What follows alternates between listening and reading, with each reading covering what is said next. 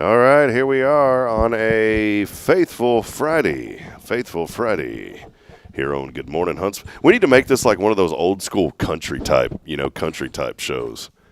Remember that growing up? You'd always hear that real distinct like country type voice, and it just got you in the, I don't know what I'm saying. You know, you kind of feeling like the old school traditional radio stuff when you're a kid and Grandma has it playing in the background. Did y'all ever have any of that going on? Like an old radio show or something? Yeah, just something like that. And something that you distinctively remember growing up. I remember my grandfather on my dad's side, she was practically deaf. And she would watch old Marvin Zindler, ABC 13 News, Eyewitness News. She would God almighty, she had a TV in her bedroom. And she had a chair right in front of the television, and she would have that thing all the way up. You could be at the end of the driveway at Elks Drive and still hear that TV blaring. Yeah. Well, I distinctively remember Taylor Radio, Taylor, Texas, and there was this it was like one of those cooter type voices. And I mean, that voice was distinct to that community. When you thought of that guy, you thought of Taylor, Texas, the Taylor Ducks. And it was some Taylor Radio, AM radio. My grandmother had this old radio set. There was a guy in Georgetown named Donald Scroggins, and Donald went over to, he wanted something to do. He needed some money. That's how this started. He needed some money, and he told my grandmother, well, I've got this radio, and he goes, and I'm going to try to pay you back, but if I can't, I'm going to give you the kind of pawn this to you. Yeah. And I'm going to try hard to pay. And it was only a few bucks. The poor guy didn't have any money. And my grandmother said, well, that's no problem, Donald. And she goes, yeah, just leave the radio here. And he goes, now I'm going to tell you, if I can't pay you back, you can keep that radio. So that was already alluding to I'm not going to pay you back. Yeah. And he was an honest man. It wasn't like he went and hawked this radio down the street. You know what I'm saying? Yeah. And, of course, he Take it from one person's house to the next. Yeah, keep moving it on. Well, it turns out that, he never did pay. And my grandmother said it wasn't nothing. It was like $5. But she had that old radio, and it was one of them old radios. You remember the ones back in the day that it was almost like it was this leather material, and it had buttons on it, and that's how you would open up the battery compartment. Mm-hmm. Oh, yeah. I mean, this thing was old. And she'd always have that thing in there on the kitchen windowsill on the Taylor radio, especially on Sunday mornings. And it was the old classic gospel music. And then that voice would come on. It's Sunday morning here in Taylor. And here's what's going on. And here's the obituaries and the hospital report. They did the hospital. Oh, yeah. I remember the hospital report, man. Jim Smith, room 202. The infection got worse overnight. Oh, people call us all the time. Did you hear that so-and-so's in the hospital? No, we haven't. Well, we're trying to get an update. It's like it's HIPAA violation. They don't tell us that anymore. It's really kind of hard to call up there and say, hey, this is Billy with the funeral home. How's everybody doing? It's like, did you know someone? Well, I'm trying to get an update. Has he passed yet? That's the update they're looking for. God. Well, hey, welcome in I got to tap dance on a lot of my stuff. I got to be very, very careful. Oh yeah, I'll carry it for you. Don't worry. And then we'll circle it back to the good old days. Well, hey, welcome in everybody as we get rolling here on a very faithful Friday. It is December the 5th, and this is already episode number 645. 645 times we've been able to speak to you in the morning. Big thank you to Elliot Herzlich from Elliot's Jewelers, online at elliotsjewelers.com. And, of course, Billy CAUTHEN, Sam Houston Memorial Funeral Home, our foundation sponsor on a Friday. 6:45. Yeah. So next week when I'm here, it'll be 6:50. This May, if we can keep that thing going. Wow. If we can keep it going, yeah. We can pay the lights one more month. Is that right? 650? Yeah. You'll get one of those cool numbers. I'll finally get a cool number. We're going to skip the episode 666, though. Yeah, let's not do that. We'll hop over. But hey, for 650, I think we already have that balloon drop that I've never got to be a part of. Hey, you know what? Maybe we can do a little teaser if we get things. Maybe we can do a little teaser from the new studio. Maybe we'll open it up on a Friday. We went and looked at it this morning, and y'all just be ready. It's going to be a powerhouse, cool deal. Be ready and get sweaty. But don't be messing with Betty. Yeah, please.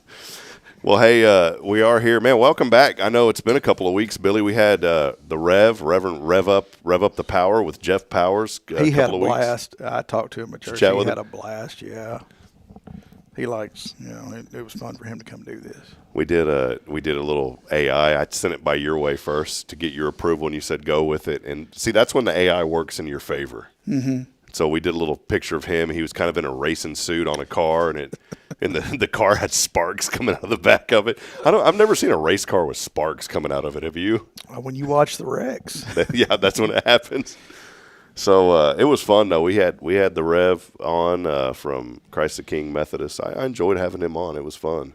And then last week with Thanksgiving, no show. What did y'all do for Thanksgiving, man? Give us a Billy CAUTHEN family update. Well, my mother had back surgery the day before Thanksgiving. Day before Thanksgiving. And I heard she had to go back or something. Well, she had back surgery here a while back, and two of the screws that they put in her back to hold the rods into place, the heads of the screws popped off. I think they do that on purpose sometimes. Yeah, I think we're going to get us a good attorney is what I'm thinking, but neither here nor there. It's about time I get an inheritance of something. But she had to go back, and I guess they had to tap and dye the old ones out and put new ones in or something. But this was the day before Thanksgiving, so I'm like, there is no way they're going to cut this lady loose on Thanksgiving. And she even said, don't come up here and see me. I'm going to be out of it. Just don't worry about it. Maybe they'll let me go home Friday or Saturday or something. I said, okay, Mama. Jacqueline takes her up there. They spend the night. They do the whole pre-surgery prep thing. And, and James went with them. And they finally get her off the surgery. She comes out. She goes in recovery. She goes into a room. Jack and James check on her. Go home. Don't worry about me. Thanksgiving morning, we get up, boy, and as you can imagine, there's pots and pans banging and flour going everywhere. And we're doing your traditional Thanksgiving thing. The turkey's in the oven, pies are getting ready, cakes are, we're getting there, right? And at like 9:30, I guess, I get a message from my mom. Okay, I'm ready when you are. I send her back a message. I'm like, Thanksgiving morning? Yeah, Thanksgiving morning. Wow. Thanks, the day Turkey Claus comes to town. Uh-huh. I'm like, you mean like you're ready for us to come visit you? She's, no, I'm ready for you to come get me. I'm like, have you ran that by the nurses yet? Like, do they know of your plan? And she's like, yeah, they're telling me you can come get me whenever. How are you going to? She ain't even been in the hospital 24 hours, and you're already cutting her loose. Did they have the surgery that day? They had it the day before Thanksgiving. Wow. So I mean, she's laid up in a bed with bandages and all this, and drainage tubes and all that, and they talking about come get her. Which my mother's kind of a difficult patient, so that might have been a leading factor for please come get her. Yeah. But yeah, that's how we spent our Thanksgiving. The kids stayed at home, and me and Jacqueline drove to Tyler at 103 miles an hour. Good, nice. So she was all the way up in Tyler. Yeah. Yeah. Well, her sister lives in Oakwood, and her sister had a back surgery several years ago, and she just brags about how great this doctor is. So my mother's like, well, he's so good to Gene, I want him to work on mine. My mother doesn't sound like that, y'all. That's just, the nagging mother voice in my head. So that's who she wanted to do the surgery. So whenever she has something done, Oakwood to Tyler's nothing. But from Huntsville to Tyler's, y'all can imagine, is a pretty doggone good trip. So did you get the Thanksgiving? I mean, you were obviously late to the Thanksgiving lunch then, right? The lunch? Yeah, we were like chewing on a turkey wing as we were walking out the door. I mean, was it just you and Jacqueline went? Yeah. So what'd the kids do? Was there other family there? No, they entertained themselves. That's what I was going to ask. Well, and that's the great thing. You're not at this point yet, but my kids are older, so they can entertain themselves. They can hum-haw and twiddle and do whatever, right? Yeah, they can Twitter and Facebook and whatever on their own. So, so they enjoyed a little Thanksgiving on their own for a little bit, huh? Yeah, I mean, I guess they were getting a glimpse of what the future is going to look like or something. But no, on Thanksgiving Day, we had to haul up there and get her. Man. Well, I'm glad, but the surgery went well, though. Yeah.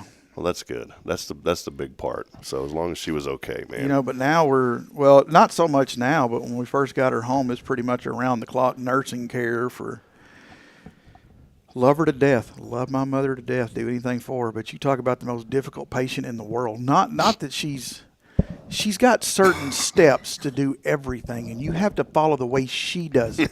Like when she wants a glass of water, it is not as simple as going and getting a glass and putting water in it. Certain amount of ice cubes, a line that it has to be filled to. It's got to be a special cup. She has special ice for the special cup. She has a certain way that she gets her water. It comes from a filter out of the tap through another filter into another pitcher, and then from that pitcher into another container that goes in the refrigerator. That has to be washed in Dawn soap.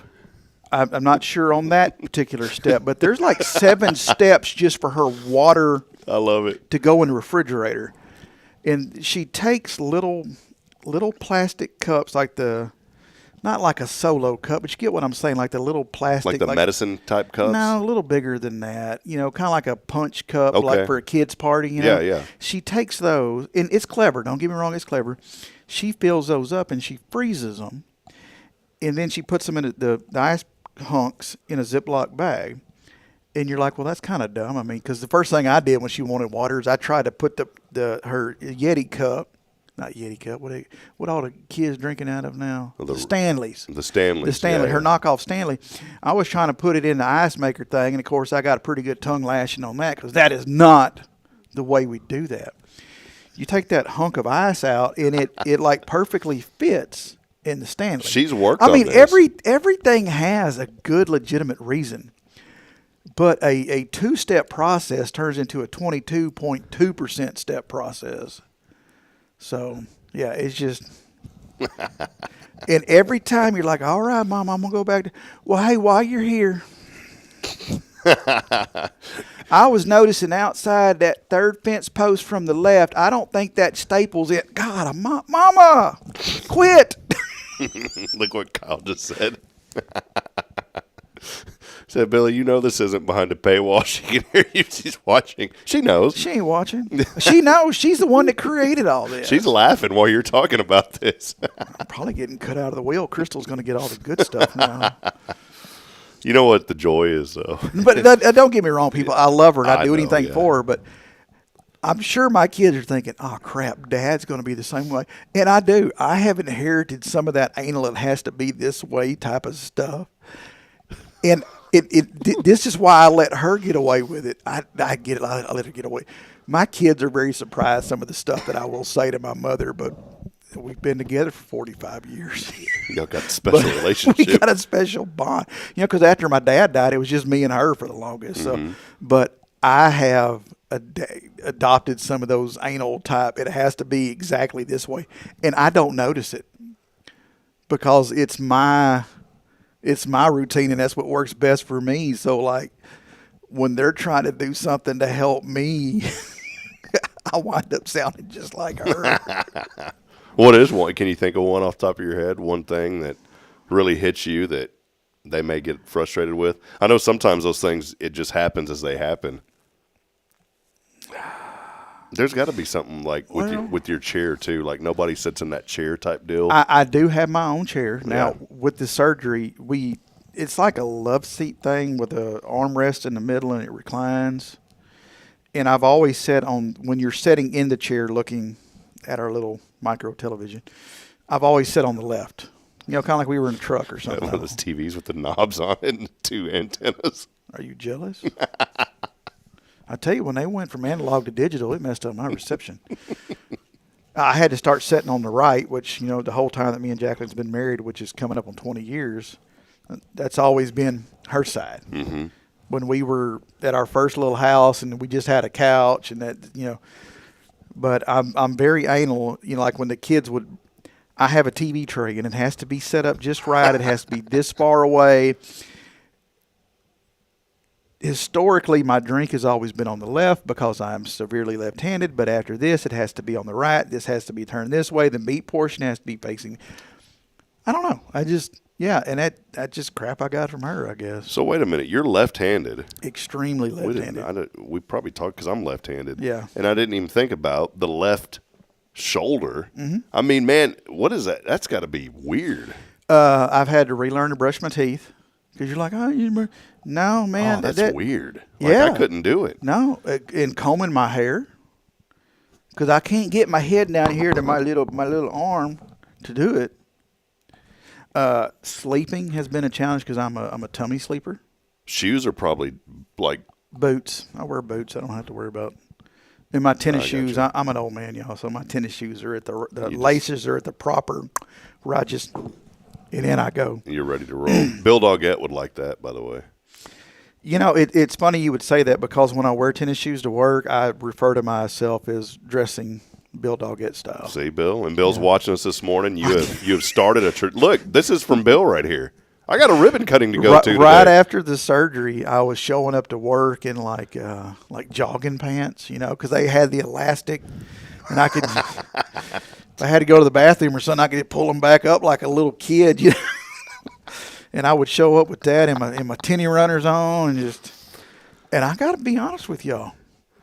I'm in a very professional setting, but I think if Greg wasn't watching, I could really adapt to that wearing the tennis shoes every day. Just hide behind the desk.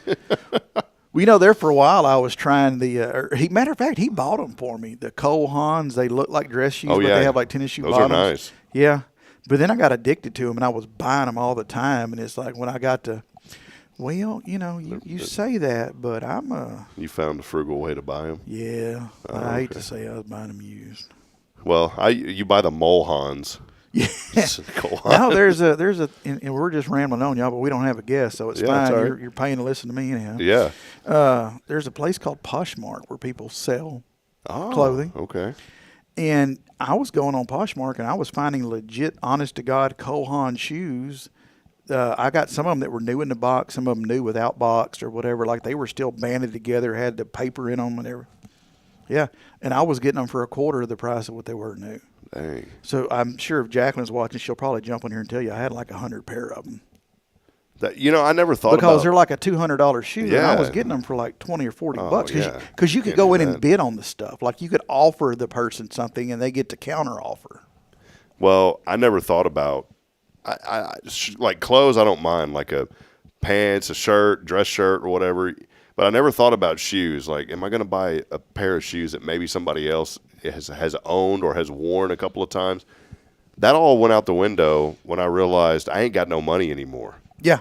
And I was over at Bargain Box, which if you haven't been over there, go to Bargain. Pam has really good name brand clothes over there for dirt cheap.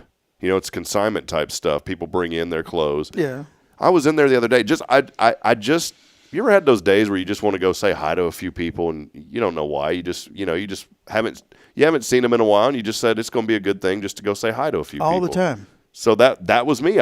This couple of weeks ago, I was here. It was on a Friday, and I said, I haven't went around the square in a while, so I just went on a walk. I needed to get up and walk around anyways, and I just went by and I visited several people. I went over there and talked to, I think it's Pam over to Niche and Time. Went by and talked to her, and then I went over and to a few other, and then I stopped by Bargain Box with no intention on buying anything anywhere, just to say hi. Well, what did I do? At Niche and Time, I went over there, I bought something. They had some cool little, it reminded me of my grandmother and my great aunt. There was one of these candy bowls. Yeah. Glass bowl. I didn't go in there thinking I was going to buy a glass bowl. The antique shops are bad about that. It got me. And then a fishing rod. She had a fishing rod on sale for $8. So I bought a fishing pole and a candy bowl for, $20. Well, wrapping it up, I went down to Pam over there at Bargain Box. With your candy fishing pole. Yeah.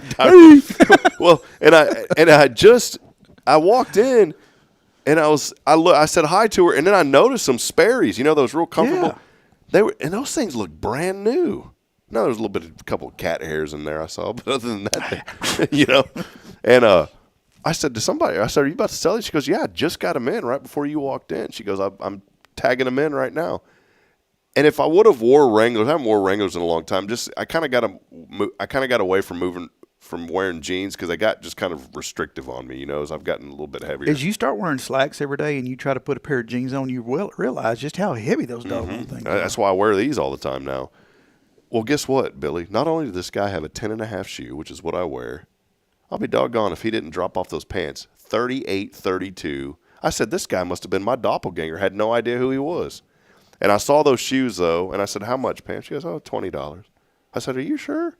They're probably like $80 shoes. Mm-hmm. And they look brand new, and I've got them, and they're in the back of my truck, and I wear them now. So I never thought that I'd do that, but here I am. Well, that's like the Poshmark or whatever. People, just for clarification, I think I'm buying somebody else's used stuff. You can look, and they post about 12 pictures of stuff, so you get to see the insides, the sides, the bottom, and that's what I would do. I'd go through and you put in your size, and it pulls up your size, and I would go and just find the best looking newest pair, especially the ones that were still in the box. Mm-hmm. And if they wanted 60, I'd go in there and offer them 20, and sometimes they'd be like, "Oh, I'll take 40." I'd be like, "How about 30?" And we'd settle on 30, and a couple days later, I got me a new pair of kicks. Yeah, I never thought that I would be that guy. But then I went back to wearing boots, and boots are it's so easy. So easy. Especially when I got to get up and go at 2 o'clock in the morning or something. Just bloom, bloom. I know what you mean, but I thought of it in a different way. Yeah, sure. That's fine. Who puts on their boots to go to the bathroom? If you don't have carpet in your house. I could just picture you just boots on. There was a short time in my life, there's a darker period of time when we lived on Beat Eyes Creek, and if you got caught in the house without shoes on, you would be in trouble. So, really? Yeah, it was a weird time. But anywho, that time is long gone. So. Well, hey, it's a fun morning. Let us know you're out there. I love reminiscing and telling these stories, Billy. I always love hearing the stories. One day you need to write a book. I think when you're 80 years old, that ought to be your life mission, is the book of Billy. I don't know if I'm going to make it to 80. Yeah. I'll tell you what, if I make it to 80, I'll write a book. I'll tell my robot to write a book about my memories. You'll have one then, yeah. Was it Millennial Man or whatever with Robin Williams? You'll have one of those. I remember in school, this was 5th grade, so this would have been 92. That sounds about right. They showed us a video. They would on Fridays. They would bring out the reel machine and put the film in it and beat it or whatever. Yeah, God, I love those things. But it was a movie that they made. I guess it was from the late 70s, early 80s. And it was saying, by the year, 1996 or whatever, and it was showing like kids that were having their robots do their homework for them and stuff. And oh God, we were having a field day with that. Because we're like, at that point, we're just a couple years off from that, and we're still struggling with mechanical pencils. And they're talking about, this is why you're not learning, because your robot is doing it for you. Well, we're at that age now. We're at that age now. But hey, all these guys that are using AI to write their school paper, like papers or whatever. I was watching a guy that's like a professor's assistant or whatever. They can put that in a deal, and they can watch in live time, like how long it took you to write it and all that, and they can tell. Yeah. So the AI is able now to tell on the AI. Yeah. I won't get into a long discussion, but let's just say that there was a straw that broke the camel's back this semester for me with my online classes. And I'm at a point to where I always said if there's one more thing, that's going to be it for me for a while. Well, that was the one that broke my back. I had stayed up till 3 a.m. writing a paper. I used AI to help me with the outline, which is perfectly fine with the university's policy. But I was up till 3 a.m. working on this thing. And he comes back and gives me 2 zeros on both those papers. And he says, our software detected 100% AI on this. And I said, well, your software is wrong. Because and now there's studies out there that are encouraging professors to stop using those programs because they are getting it wrong. And so I called my advisor and I said, I was up till 3 a.m. and this was during the week. I said, I was up till 3 a.m. I have to get up at 5. So I'm literally running on 2 hours of sleep. And now this is going to set me back even more because he wants me to enable some sort of device that shows as I type. And I said, I'm not doing all that. I said, I'm paying you guys money. I can promise you that I did not use AI to fully write this paper. I did it within your guidelines. I said, I'm not doing all that. Well, don't worry, Mr. Hip, we'll put you in another class. I said, I'm not going into another class. You know what I'm going to do? I said, I'm going to take a break because I don't need any more stress right now. And I said, what I need you to do is unenroll me this semester, and then I'll think about re-enrolling starting in January. But I said, I'm not going to start getting on this train of being accused of writing papers fully with AI when that's not the case. I said, plus you guys are getting $1,500 a class from me, so take it or leave it. And she, the Lord's brought you here and he don't want you to leave. I said, don't start that. That's what I said, don't start that with me. Yeah, don't use the Lord as your backup business plan. Yeah, because that's the way I took it. And I'm not knocking on they're a great university, but I just know in my heart, it's one of those times, Billy, where you know that you know. And for me, it was like I knew that I knew it was time that I needed a break. And I'm not bashing it. I just needed a break. And when I go back, I'm probably going to get a different professor because I've done, up until that point, 1.5 years of classes the exact same way. And then all of a sudden, this is the one that, my software detected this. I said, well, then adios, muchachos. I had in mortuary school, I had to take biology twice. Because all of our stuff was like locked down browser, and they webcammed you and watched you or whatever. And I had a late night breakdown, and I probably said some things to that camera, which I knew that professor was going to watch, that I shouldn't have. And I had to call that professor, and I was ordered by my mortuary professor to call that professor and apologize for the things that I had said and the actions I may have taken, and I got the pleasure of retaking that class again. New professor or same one? Same one. Oh, yeah. But he little different on the second go-around because he kind of knew that my rubber band was already stretched a little thin. People are just, just be real. Well, I think these online professors, and hell, it might be this way if you go on the campus, especially people of our age that are not fresh out of high school. This is new to us. We're having to relearn how to learn. And with the online, it was horrible because that one professor would give you so much work, you didn't have time to do anybody else's stuff. It's like they don't know what you're, like, I guess they don't look at your career path and see what you're trying to do, and they load you up so much. And then the next professor does the same thing because in their mind, you're the only class they're taking. And yeah.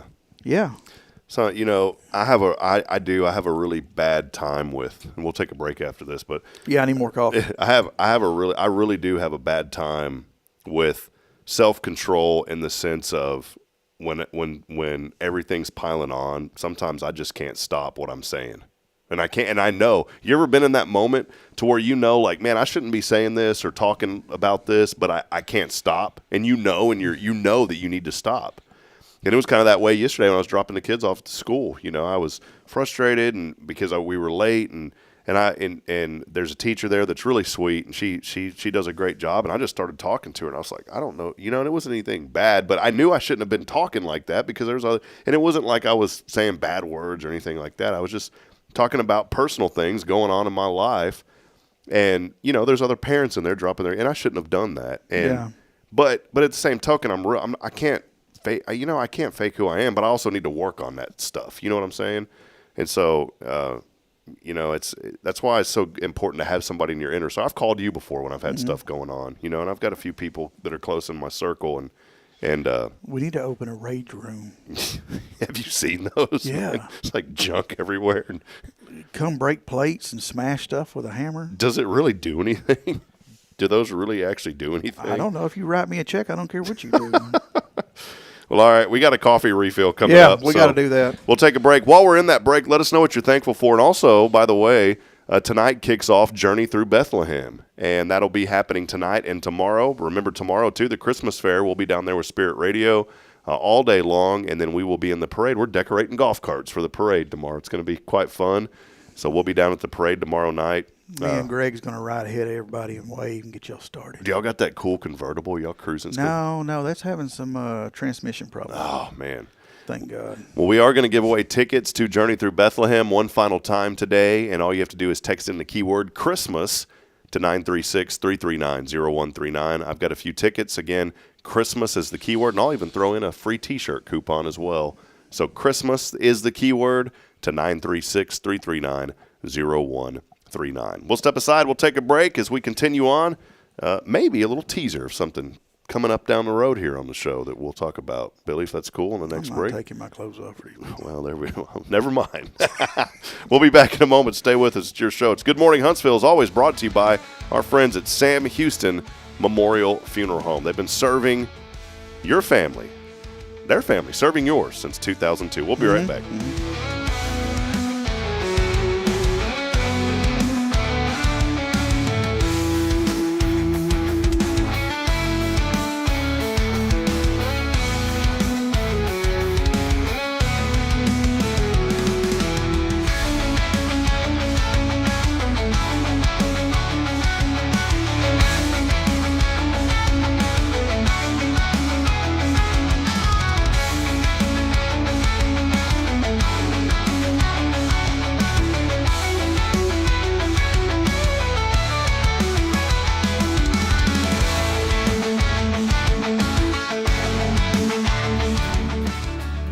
I'm Billy CAUTHEN, manager of Sam Houston Memorial Funeral Home. We know times of loss are tough, and you need a place to feel comfortable and cared for. At Sam Houston Memorial Funeral Home, we pride ourselves on being with you during those really tough days. You can rest assured that we will be on your side and by your side every step of the way. Thank you for your trust. Sam Houston Memorial Funeral Home, supporting families every day, every step. Since 2010, the Oak Ridge Disciple House has helped men break free from addiction, not with quick fixes, but lasting change through Jesus Christ. They've celebrated 167 graduates at Oak Ridge and 138 more at Interfaith with an 80% success rate. That's compared to just 5% in most secular programs. The fact is, Jesus works. And now, celebrating 15 years, they're building their third house in Tennessee and just launched a women's program, Restoration Ranch in Texas. It's all for God's glory. And here's the heart of it. They never turn anyone away for lack of money. In fact, 95% of families receive scholarships. As one person put it, don't talk about it, be about it. Every penny counts. Donate today at oakridgedisciplehouse.com and help change a life forever. The Oak Ridge Disciple House. Online at oakridgedisciplehouse.com. Real recovery, real hope. At Tomorrow's Promise Montessori Schools, we're not just a place where children pass the time. We are not a daycare. We are a child care center focused on the growth, learning, and discovery. Every day, children engage in meaningful activities that build confidence, independence, and a love for learning. From reading and math to social and practical life skills, our students are active participants in their development. Ready to give your child something more? Visit tomorrowspromise.info and discover what makes our school different. Tomorrow's Promise Montessori Schools. Education you can trust. This is Guardian Defense in Huntsville, Texas, a trusted, family-owned and operated gun store and range in the heart of East Texas. Guardian Defense is your one-stop destination for Texas LTC, NRA basic pistol and rifle courses, pistol refresher training, as well as a wide selection of quality firearms and ammunition. At Guardian Defense, empowerment is within reach through their Texas DPS-approved license to carry classes. Certified instructors will guide you through every facet of firearm safety, conflict resolution, and the pertinent legal aspects. Book now to become proficient and responsible in handling a firearm with complete confidence. For the eager learners, the fundamentals of pistol and rifle usage await discovery in their comprehensive 8-hour NRA basic courses. You're invited to connect with Guardian Defense on Facebook and Instagram, or give them a call at 936-293-0364. You can also visit them online at guardiandefensellc.com. Guardian Defense, your reliable partner in mastering firearm safety and acquiring quality firearms in the heart of Texas.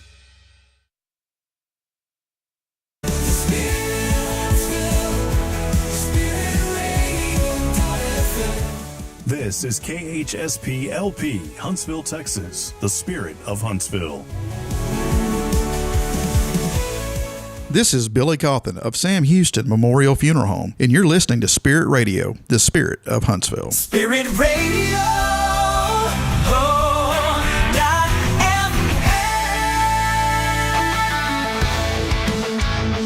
Hey, little doggy. We'll continue on. I miss some old phrases, little doggy. Hey there, little doggy. I miss my dad, and my dad always called me little buddy. Hey, little buddy. You know, the things you remember. 41 degrees, overcast today. How about 49 only for the high, but it is going to be mostly cloudy. And then tomorrow, beautiful day tomorrow, 68, a little bit of sunshine. It's going to be nice for the parade and all that. You know, I was thinking about old things, Billy, and we want to tease a new segment. We really want to get this thing launched fully in the new year. I want to do a whole intro for you. But we were talking months ago about this, and maybe kind of a lead-in, because there's going to be a ribbon cutting today at 10 a.m. over at Safe House, the resale shop. Mm-hmm. And as I walked into there one day, I said, this looks like it used to be a church. And this kind of ties in to a segment that's going to be debuting soon. We're going to tease the folks, but it's the Huntsville I Remember. Yeah, the Huntsville I Remember. The Huntsville I Remember with Billy CAUTHEN. And it's going to be stories of the Huntsville that Billy CAUTHEN knew growing up. And I'll start with this, because I don't remember, because I've only been here 5 years, but that Safe House looked like it used to be a church, and you said yes, it did. Yeah, if I'm not mistaken, it used to be the Church of Christ. So, you ever go over there when it was a church? I went into the resale shop, and I noticed it looked like a sanctuary. No, but, you know, the people that worked at Huntsville Funeral Home, they would tell stories about having to be there on Sunday, and that was their only entertainment, was watching the people walking in and out of that church, and, you know, just whatever, you know. The mama's beating the kids on the way into church, and the daddy's whooping them on the way out. There's a couple of other places, you know, and you remember this. I don't, but over at the care center, we dropped off some stuff last year, and Greg went over there with us too. Yeah, I think you were there too, and I said, this looks like it used to be a funeral home, and it was. That it was. So there's a lot going on in the community, or a lot of things that I'm excited to hear that you'll tell the stories of, because I have no clue of what they were. Yeah, like where Family Faith Church is right now, not the place they're moving to, but where they're at right now. that used to be at one time it was Wiener's department store or whatever, and it might have been something before that too. But on the outside of the wall, they had like an accent wall on the outside, and it was like little pebbles that stuck out like a rock wall. And I remember being a kid, and there was always people over there. And I think the store would run them off, but they would like show up, and they would try to climb that wall. That was a thing back in the day with those. Let's be honest, ugly walls. Yeah, They but put now rock like in you can go to places where they have climbing walls like that. But they had that one there, and I remember as a kid several times like we would go over there, and there'd be people trying to climb that wall. And then, of course, in that same parking lot, we had Mazzio's Pizza. God, it was good pizza buffet. See, that's crazy because we had Mazzio's, however we had one of those in Round Rock, And you know what I imagine with this segment too, Billy, and it'll be cool is we want the viewers to interact too. And it'd be so neat if we had viewers of the show send in pictures of stuff that that maybe they had a connection to. I think it'd be neat if somebody had a whole stack of photos of the West Hill Mall of what that used to look like back in the old bustling days of the mall. Oh yeah, when I was a kid, every store was full, and they had like little kiosk stores out there, and yeah, it was a mall. You think about now it's the West Hill Texas Department of Criminal Justice. But you think about those things, and there's so many memories that surround them, and I don't know, man. I get nostalgic, and then I start missing stuff, and I wish that some things used to be the way that they were. Yeah. And sometimes I go down that train, and then I start getting depressed. I'm like, well, I sure do miss that, and it's never going to be as good as it used to be. Yeah, well, because you got fond memories of when you were a kid. Like I remember, we had a Baskin Robbins, and of course we would go in and get the samples because we were poor.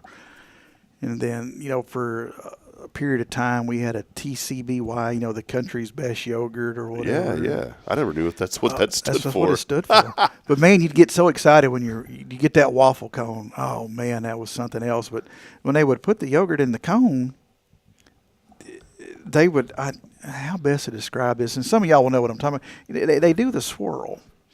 But that would always create a large void in the middle. Huh. It wasn't like when you get an ice cream cone where that sucker is full of ice cream. This was just beautifully lined with frozen yogurt.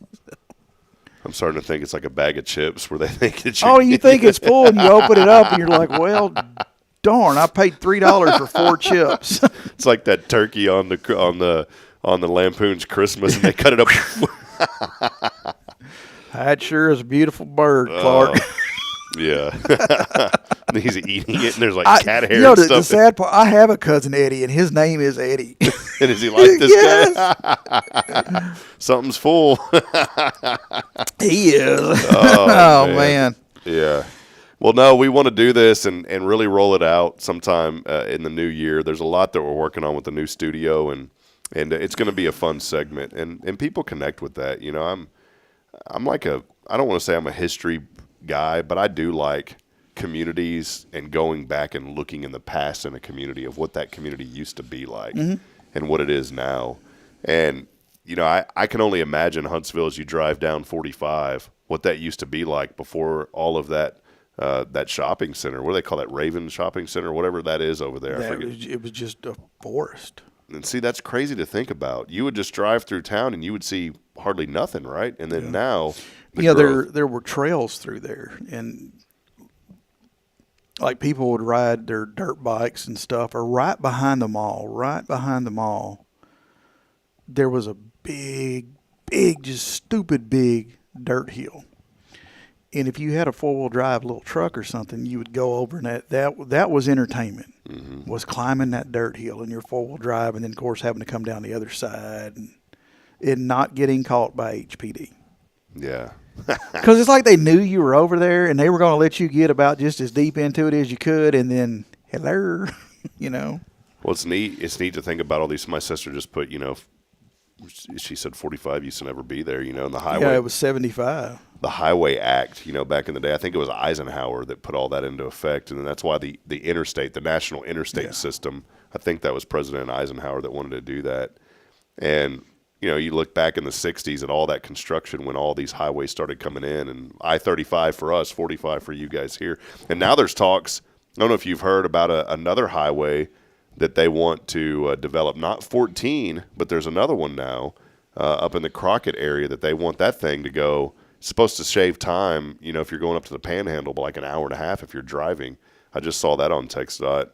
It's neat to think about those, but then you also have to think about somebody's going to be affected by, not somebody, a lot of people are going to be affected Somebody's affected, and let's realistically think about this. We're not going to see that. We might not even see that in her lifetime if they started today. Yeah. But all that eminent domain and all that kind of stuff. Oh, yeah. People are going to lose farmland, cattle grazing land, just land. Yeah, so that's how it happens. So my sister brought up something, too. There's a really cool Facebook page. I follow this, too. It's called Traces of Texas. Have you ever seen that page? No, but, Huntsville has something like that.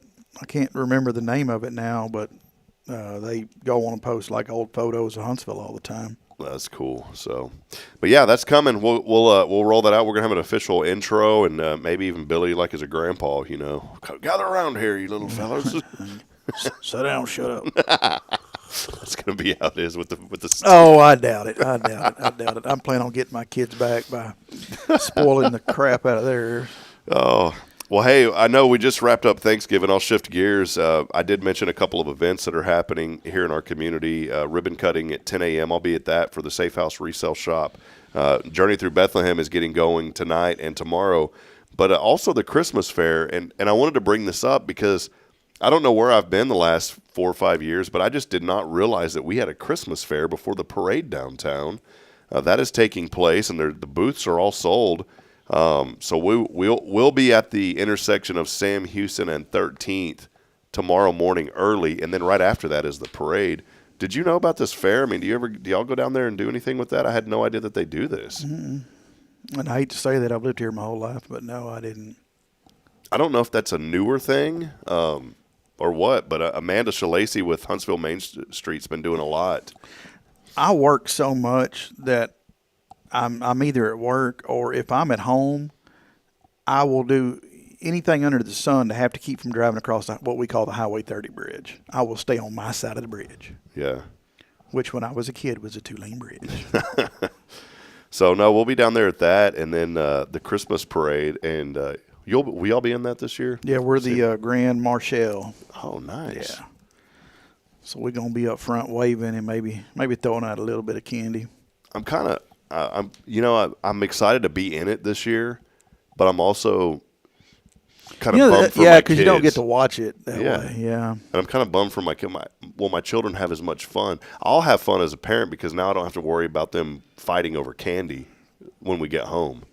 Because that's been a major problem with the parades. They come home and they have all this candy and we want this. And then it creates this conflict at the house. I tell you the biggest problem we have is – not so much, this will be twice now that we've had the honor of being the Grand Marshal in the thing, but what does that mean? What is the Grand Marshal? You're like the head dude. You start it. You're you're at the beginning. You're the king. Okay. You're the head of the snake. Everyone else just follows. But people that and nothing wrong with this to a point, but like if you have little kids in the parade and they're throwing candy and they don't throw the candy far enough to the sides. And then there's young children that are coming out and they are stepping in front of the parade vehicles to get the candy. And their mamas and daddies are MIA, and we're having to stop the parade because the problem. Because little Timmy is literally climbing under your car, bumping his head on your transmission to get a Tootsie Roll that he doesn't want anyhow. I eat the Tootsie Rolls. That's See, you hit the nail on the head though. That's the problem. It's not the children. The children are going to run after anything. It's the mamas and daddies. It's the parents that just let them. And I've seen it. I've seen it at these parades, Billy, where the kids, and I'm like, aren't you going to tell your kid to not run out in front of that car? You want to be the bad guy? I was the bad guy once at the Lions Club. I said, well, hey, maybe we are to ban candy throwing. And you thought I'd just kick somebody's dog in front of everybody. Yeah. But Jack took the kids to a parade one time, and of course they showed up with their bags and they were ready. And this community did not do candy. Georgetown doesn't. And it ran extremely smooth because there wasn't all the stopping. I'm like, everyone was able to maintain the same speed. And, that way you don't get breaks. And that's something that happens at the Huntsville parade because we do have judging where you have to stop and get your award, or you're having to stop for little Timmy to not run over him, or it gets choppy. Yeah. And as a funeral director, we don't like choppy. We like everything smooth. And people that announce it, they got to move quick too. You know, so. Or the year that we drove Greg's old truck and the brakes froze up and I stopped everybody. Oh God! What happened? The brake. It had old drum brakes, and when you're coming down Sam Houston, it was a standard, and I couldn't get it low. And that was the first year we were the Grand Marshal. Oh, the no. gear was not low enough for me just to let it come on its own. You know? Yeah. Because it was a 3-speed on the column. And I was having to ride the brakes. Well, when we got down to the bottom where the judging was, the truck didn't want to go because the brakes it had drum brakes, and when they get hot, they like swell up, and the brake pads and the drum, like they come together. And that's kind of like where like big rigs, like in the mountains where, you know, the big rigs have like the pull-offs if they have a brake problem. Yeah, our brakes overheated and the truck didn't want to move. So now I'm burning the clutch out of the thing, trying to get the truck to go. We looked real good, but let me tell you, behind the scenes we had a time, because there was one point where my wife got off the truck to do something, and she went to set back down or something, and I took off, so she totally missed the tailgate. She fell in the middle of 11th Street. I think she's still mad at me for that. I had nothing to do with it, and the whole time Greg is blaming me. Oh my gosh! Yeah, and you've been there for so long that you're like a son now. Yeah, so. I'm like, shut up! I'm not doing anything wrong. Oh, that's fun. But you know, you brought up a point about that candy in Hutto, Texas. I believe that's right outside of Georgetown. The reason Georgetown banned the candy in their parade was there was a child that actually lost their life at a parade because of the candy. Mm-hmm. And that's terrible. I don't want to say but like it's not important. That's terrible. But for me as a kid, that was the joy of the parade, was that candy. And I think that's something that you got to stay. But how do you regulate it's a that? fine line. And it's the parent. It comes down to the parents. It's the parents is what it is. You know, to me, that's what I think it is. It's the parents disciplining their children. How my children wanted to run out. I said, Braylon, no, you know what I told them? Don't go over there. You'll get ran over. Okay, Daddy. They get scared. They don't want to get ran over. Yeah. That's all you got to tell them. Well, you know, another thing is monkey see, monkey do, and if the parents are out there climbing underneath the car, they've done that. It's probably not even a nickel's worth of candy. You're going to lose your life over, people. Yeah. So, well, you don't want what you're picking up anyhow.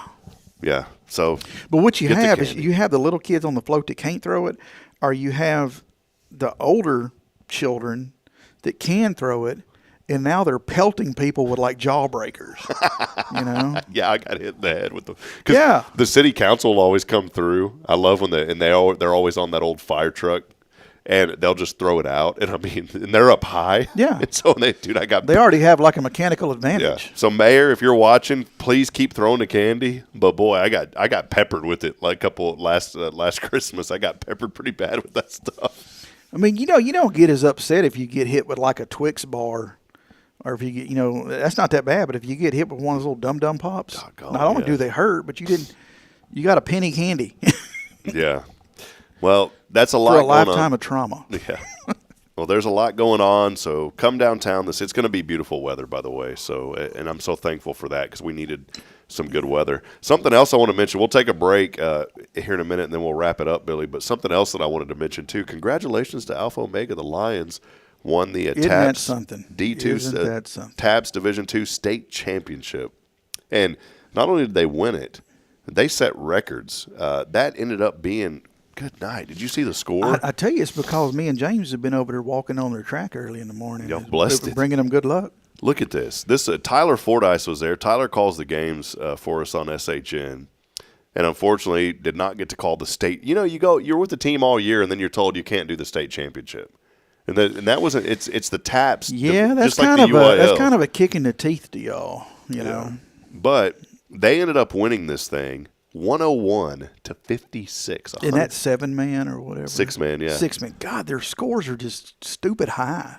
101 to 56. Now here, the previous records were this. This is according to the Lone Star Christian Sports Network. This is a group that keeps up with the private schools.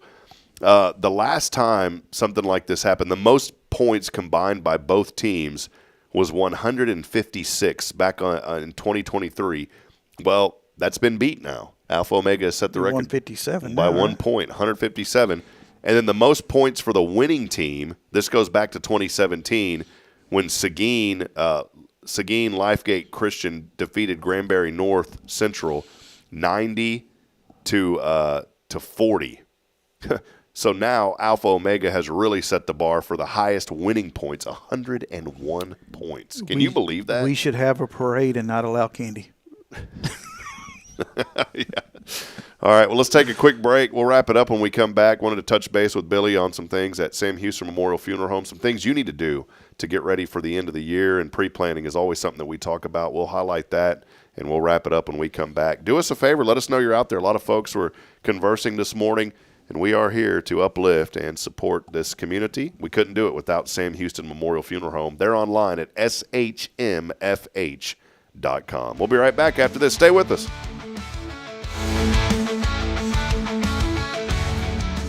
Hi, I'm Billy CAUTHEN, manager of Sam Houston Memorial Funeral Home. We know times of loss are tough, and you need a place to feel comfortable and cared for. At Sam Houston Memorial Funeral Home, we pride ourselves on being with you during those really tough days. You can rest assured that we will be on your side and by your side every step of the way. Thank you for your trust. Sam Houston Memorial Funeral Home, supporting families every day, every step. Hey friends, this is Rob Hipp, and I'm here to talk about a true expert in the real estate world. Let me introduce you to my good friend, Terry Coleman of the Coleman Realty Group. With 33 years in the business, I've dedicated my life to making your real estate dreams come true. Specializing in residential properties, I serve Walker and Montgomery counties, from Spring to Trinity and areas all around. They call her your next door agent, and here's why. I'm not just here to help you find a home or lease a property. I'm here to build lifelong relationships. Whether it's residential or commercial, farm or ranch listings, there's something for everyone. Now you might wonder, what sets Terry apart from other real estate agents?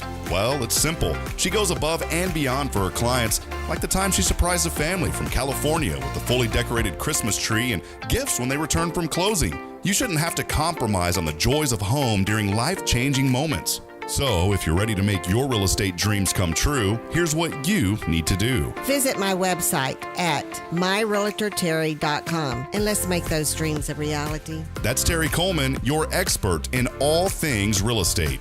I'm Terry Coleman, your next door agent, and I can't wait to help you open the door to your new life.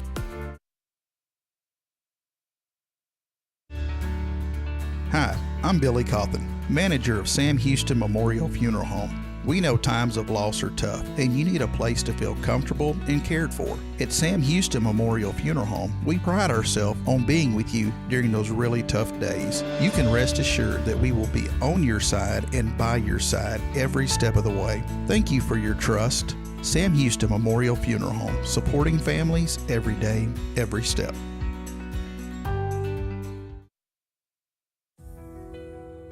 Since 2010, the Oak Ridge Disciple House has helped men break free from addiction, not with quick fixes, but lasting change through Jesus Christ. They've celebrated 167 graduates at Oak Ridge and 138 more at Interfaith with an 80% success rate. That's compared to just 5% in most secular programs. The fact is, Jesus works. And now, celebrating 15 years, they're building their third house in Tennessee and just launched a women's program, Restoration Ranch in Texas. It's all for God's glory. And here's the heart of it. They never turn anyone away for lack of money. In fact, 95% of families receive scholarships. As one person put it, don't talk about it, be about it. Every penny counts. Donate today at oakridgedisciplehouse.com and help change a life forever. The Oak Ridge Disciple House. Online at oakridgedisciplehouse.com. Real recovery, real hope.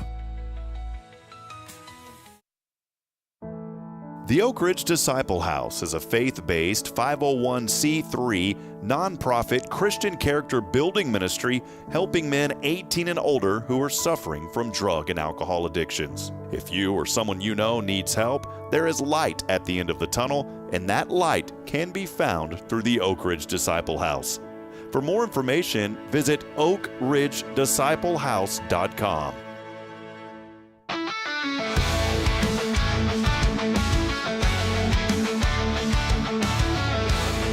All right, friends. Boy, the end of the week.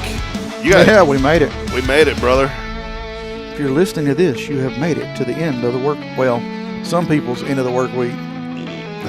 That's where you get this. Well, what mug do you have today? I haven't asked you for the mug update lately. Texas Fire Training School from James CAUTHEN. Had to have been. Yep. Well, you know, the day of graduation, we get up there and, yeah, they're making those guys do PT, physical training, on their graduation day. Good night. So they were running. And, of course, I got to laugh because James wasn't the last one in line. So, you know, it always makes you feel better. But I told Jacqueline, I said, I want to get it. They have a shop there where, like, the cadets have to get their PT gear, their uniform shirts, all that. And then they have other stuff available to them, you know, if they need, like, pins and whatever. I mean, because it's an awesome training school and just the stuff they teach them. But they also have, like, you know, if the parents want to get a T-shirt or coffee mug, whatever. And so I told Jacqueline, I said, hey, you know, I want to get like a shirt or something. And of course we go in there and I find a shirt and I find another shirt and another shirt and another shirt and a coffee cup and some other stuff. And yeah, I think like $300 later, I come waddling up out of there and she's like, oh my God. And like I told her, I said, look, he's only going to graduate from here once. They know how to get you on the way out. Do you think I'm coming back? You know, I'm extremely proud of him and his accomplishments and everything he's doing and going to do. And so, you know, and of course, you know, Lily's next. You know, she's the next on deck. You know, she's, you know, trying to figure out what she's going to do with her life, and then, you know, we're going to get 100% behind her with that. And then Olivia on the other end. Yeah. Which Olivia wants to be a veterinarian, so nice. We're taking donations now for her school expense. If y'all want to go ahead and start now, we'll put it in a coffee can or a pickle jar or something. I think, you know, Lily, from day to day, you don't really know, but the two or three, there's like three main takeaways: either a nurse, a physical therapist, or a real estate. And I think now she's leaning more towards the real estate. So. Oh, cool. Well, that's a good one to be in, man. Yeah. So, well, it has been a great morning. Billy, I wanted to say something. I do want to highlight a couple things at Sam Houston Memorial Funeral Home. First and foremost, I wanted to thank you. Pastor Bay had asked me to preach last week. He actually asked me 3 months ago, and I was a little bit nervous about that. And then he threw a curveball and said, can you go out to Ebenezer? Because we've been out there helping that church out, and, you know, they're without a pastor right now, and we don't want to see any churches anywhere in this community, you know, not thrive. And so he's been going out there and preaching at that church. So he asked me, because he was in Waco, if I'd go out there, and I thoroughly enjoyed it. And I wanted to thank you and Jacqueline and James, because I'd asked you a couple of months ago to come if you could, and you told me you would be there, and you came. And I wanted to thank you for your friendship, Billy, because man, there's some people that just talk about it, and you're always about it. Mm-hmm. And so that, I told you when you walked in this morning, I said, you don't know how much that meant to me. And it was funny because you said, we were out at Ebenezer, and you had said, you know, it's like 2 minutes to go, and nobody's here. Right at the end, the mad rush came in. We were running a little bit behind, but we were, I don't know, it started at, what, 9? 9-ish, yeah. Yeah, and so we get there at like, I don't know, 8:50, 8:55, something like that, and there's 3 cars in the parking lot, and yours was one of them. And Jacqueline's like, oh my God. I'm like, what? She goes, there's nobody here. I said, well, that's fine. We're just going to get up in there. We can sit on the front row, you know? Yeah. And there it's pretty easy to sit on the front row. Yeah, and, you know, of course, we got in, and the people that were there, God, they were so nice, and they were shaking our hands and talking to us, and, you know, Buddy Josh was there, and, you know, recognized him, so we automatically had a friend, and, you know, we felt bad. There wasn't hardly anybody there, so we sat on the second row, and then all of a sudden. Yeah, it all of a sudden, it's like there must have been a traffic block on the other end of 1791, and it let loose because that place filled up. Yeah. And now I feel bad because all these people are coming in, and, of course, you know, for those of y'all that know, I worked for the state for a little bit, and when people walk in behind you, it's very unnerving. Well, I'm sitting on the front, and I don't want to be like, you know, those owls you see on a tree branch with their heads spinning around.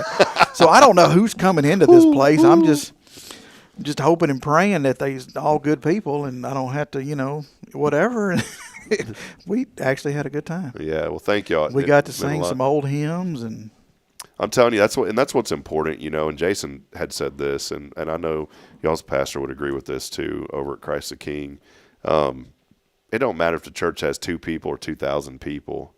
The Lord comes for everybody. He comes for the one, but he comes for everybody too. And it's so important that the Lord will move in any setting, in any church. And it meant the world. So thank y'all, and thank you to Jacqueline and James. It was a pleasant surprise. I just thought it'd be you, and then seeing Jacqueline and James there, boy, that really made my day. There's another twist to the story, because we came to Ebenezer because I was the head usher at our church. I get the 5th Sunday because I'm kind of a screwball, so they give me the 5th Sunday with that. That way I don't have to do it as much, But and this will be a shout out to a friend of both of ours.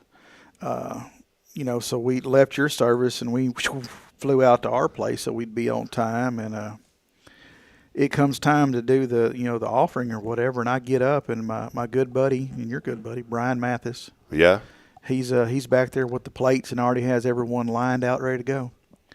And I walked up to him and said, he goes, well, brother, I figured with your arm you wouldn't be able to. And I'm like, you know what, and he's always been a good friend. He's been a good friend to my family. He's been a good friend to me, and just he didn't want me to be out, so he just took care of it. Yeah, man, that's good. It's kind of like, man, if I'd have known that, we could have went to first. No, it's all good, man. Well, it did. It was awesome.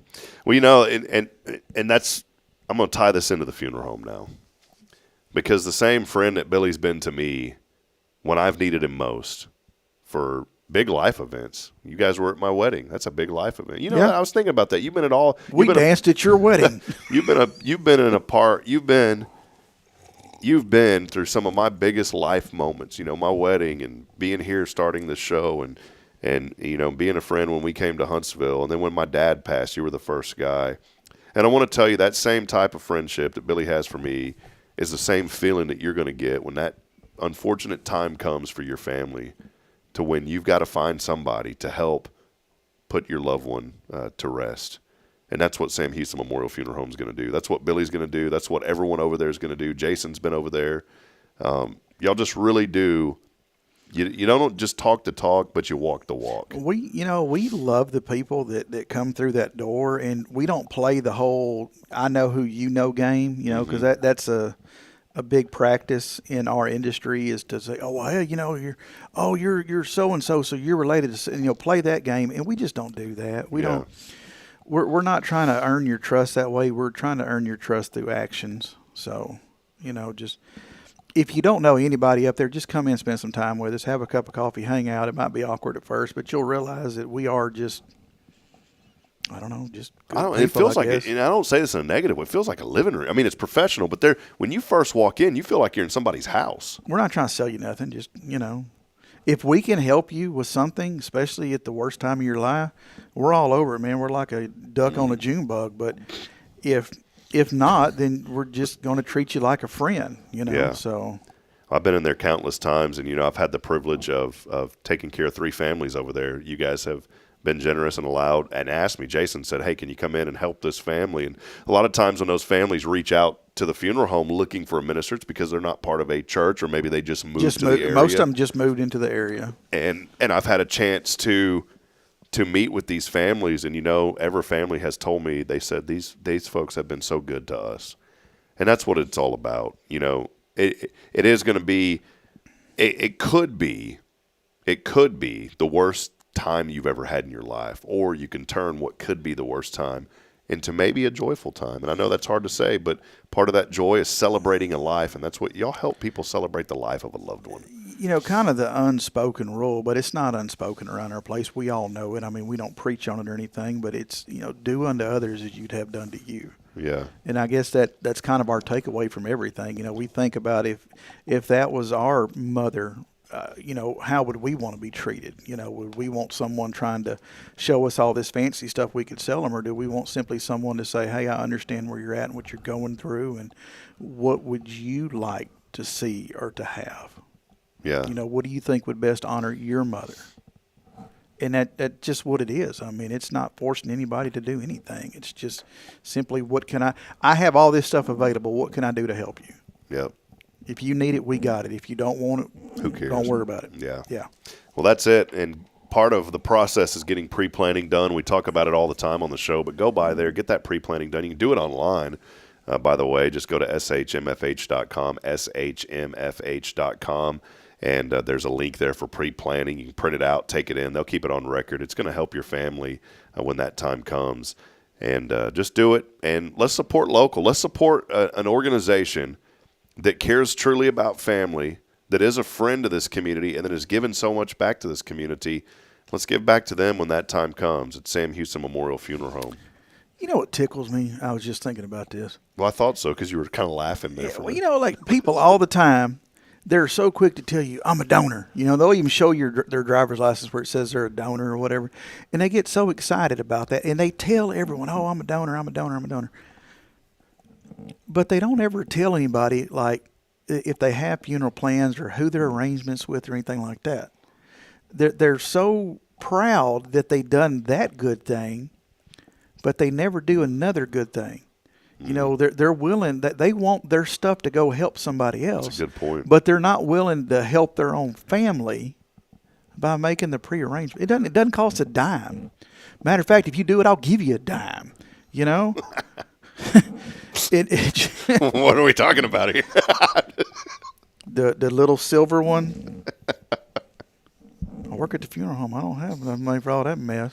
But no, it tickles me that you're so excited about that, but you don't want to help your own. Yeah.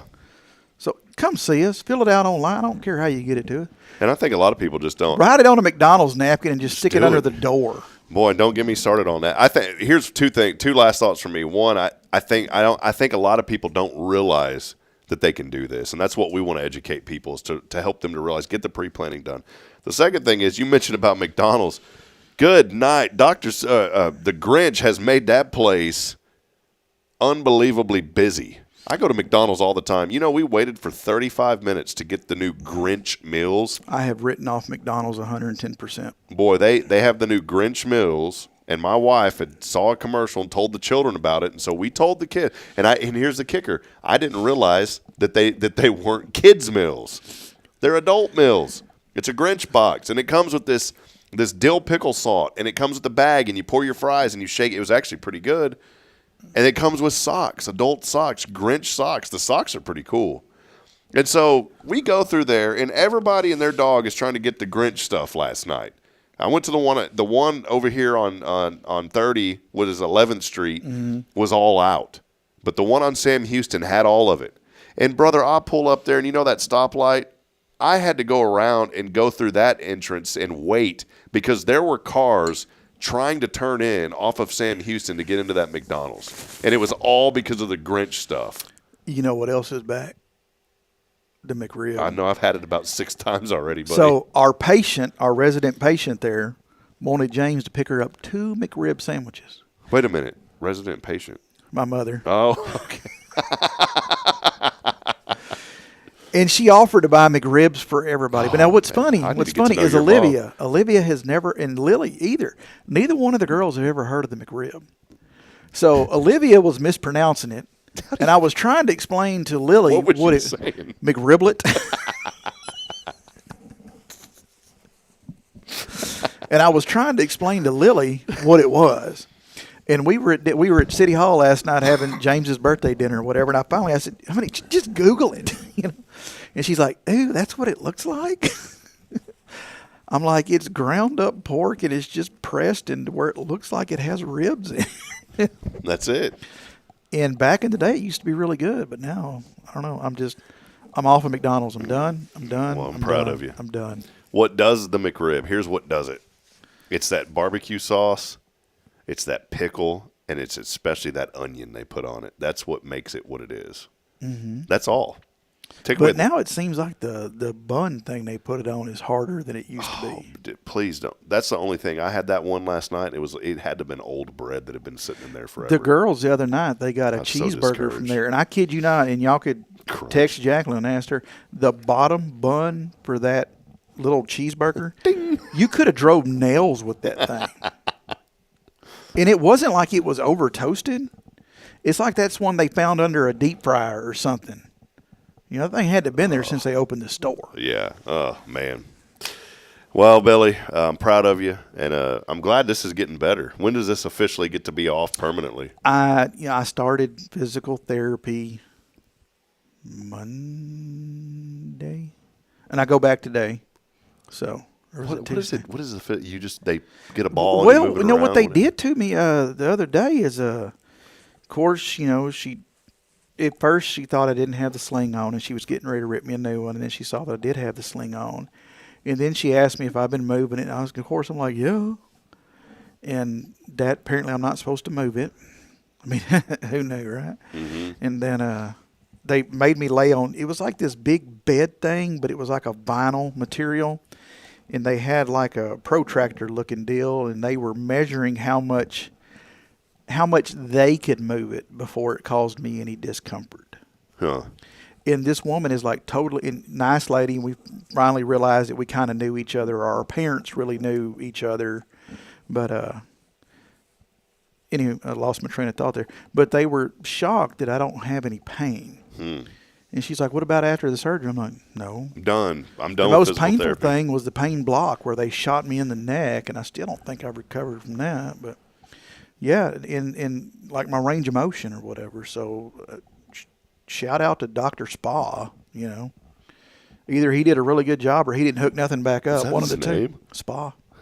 Sounds But not like SPS, like know. SPAW. I was about to say that sounds relaxing. Yeah. Come visit Dr. Spa. Like he should have a sale on hot tubs. Come down to Dr. Spa. No, he's a really cool guy. That's cool. And his PA is, she's the one that I saw before and saw after. He just did the surgery, but yeah. All right.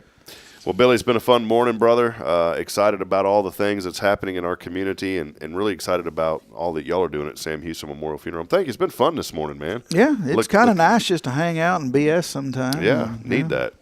Well, friends, that'll wrap it up. Great week here on the program. We've had a lot of guests today just hanging out, but next week, a busy week as well as we get closer and closer to Christmas. And please follow the Spirit Radio FM Facebook and Instagram accounts as well, as we are doing 30 days of prayer. I think we're down to 25 days to go before we launch. Oh, 25. Okay, I was going to ask if we're all.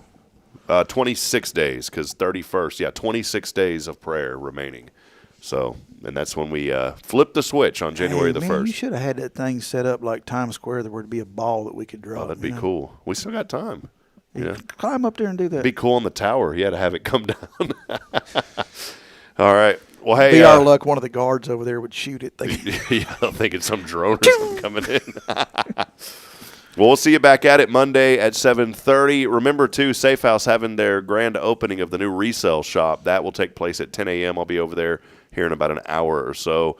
And for Billy CAUTHEN, I'm Rob Hipp, reminding you this morning, we're not strong enough alone to make it on our own. We're really not. We need each other. So please provide a word of encouragement. Lend a hand of support. I promise somebody out there needs you. Until next time, we'll see you Monday. Good morning, Huntsville, and God bless. See you, Billy. Thanks, man. See ya.